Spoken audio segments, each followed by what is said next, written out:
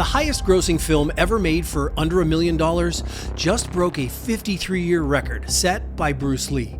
It did it in 20 days with a $750,000 budget, a cursed wishing object, and an aspect ratio that nobody can figure out. Obsession is the most successful art house film that was never supposed to play in a multiplex.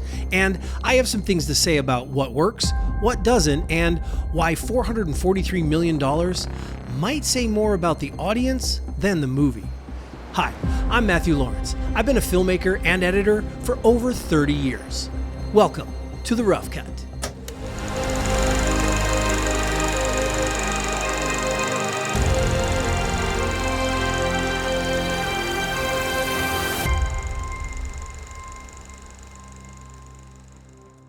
Let's talk about what you're actually looking at. They shot this on an Arri Alexa 35 with Panavision glass, and the first thing you notice or don't notice is the aspect ratio. It's 1.50 to 1. That's the full 35mm frame, no crop top or bottom, just the entire sensor readout left as is.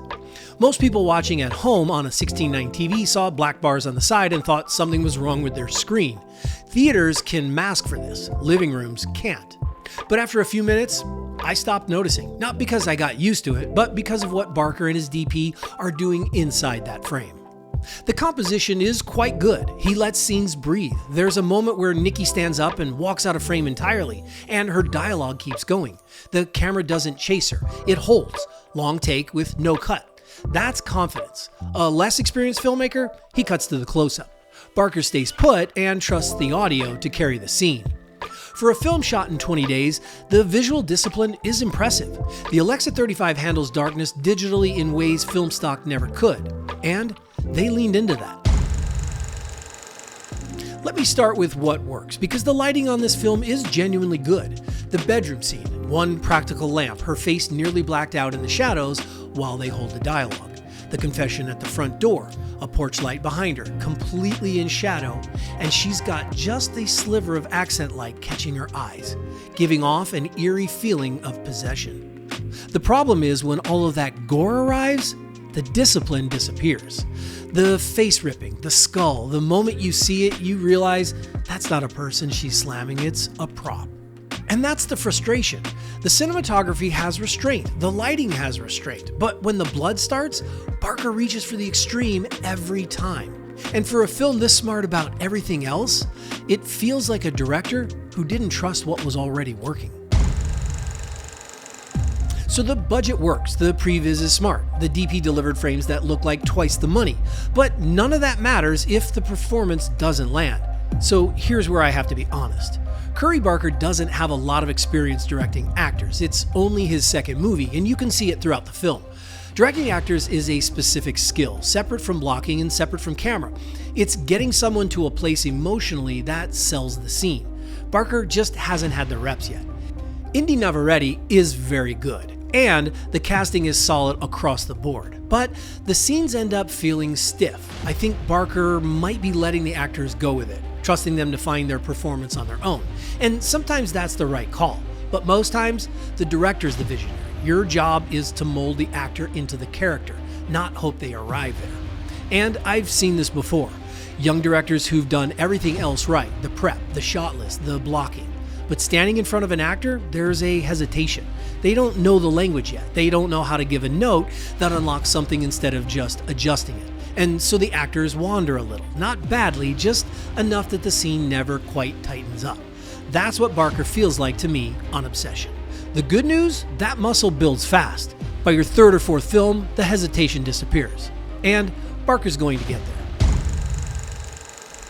I need to walk something back. When I first heard $750,000, 20 days, Arri Alexa 35, Panavision glass, I didn't believe it. In Los Angeles? That number felt like a press release, not a line item budget. But I was wrong. And the reason is worth unpacking. I worked in LA in the late 90s, right when productions started leaving for tax incentives. States like Louisiana, Georgia, New Mexico were rolling them out, and productions had to go. For about 2 decades, the idea of shooting a feature in Los Angeles on an indie budget became almost laughable. But here's the thing about a vacuum. Eventually, someone fills it. Obsession walked into a gap where mid-budget, location-based production used to live. Small, practical locations, no street closures, no star trailers, just a crew that knows what they're doing on sets they can actually afford. Suddenly, $750,000 for 20 days stops being a miracle. Now, add the previs.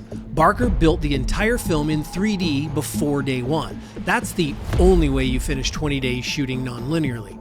More importantly, it's the only way to get an investor to give you $750,000 for your second film ever.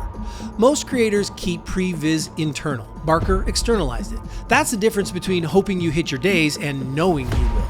I'm not saying there aren't deferments, but the point stands. $750,000 for a 20-day shoot in practical LA locations with a fully pre-visualized plan? Well, that's attainable. And it just unseated Bruce Lee. That's not luck. That's preparation meeting constraint. And here's the thing I can't stop thinking about.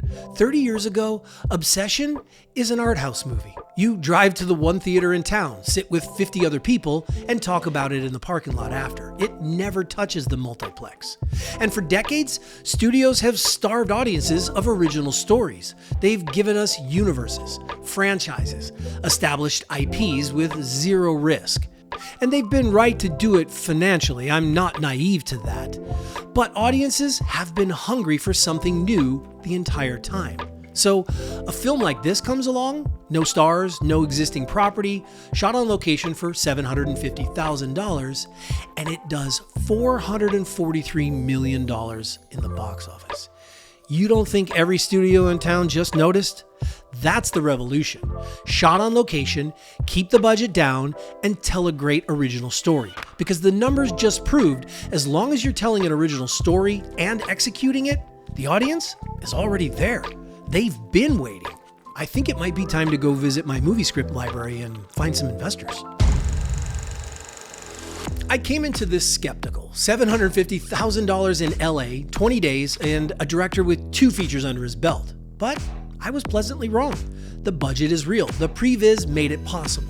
The location, a city that Hollywood abandoned for tax breaks, made it affordable. And a crew of hungry filmmakers in LA who hadn't had a reason to show up in years finally got one. Barker and his DP made real choices, not compromises, but he's got gaps. The gore loses discipline the moment it arrives. The actor direction is uneven. And there could be a version of this movie that commits fully to the possession angle and becomes genuinely unsettling instead of just bloody. Obsession is a very good film, but it might be a more important film than anything a studio released this year, because it just told every young filmmaker sitting on an original script, you don't need their permission anymore. I'm Matthew Lawrence. This has been The Rough Cut, a filmmaker's perspective with no apologies. If you made it this far, drop something in the comments. Tell me where I'm wrong. Tell me what I've missed. I genuinely want to know. If this is the kind of breakdown you came for, do me a favor, hit that subscribe button, and I will see you in the edit room.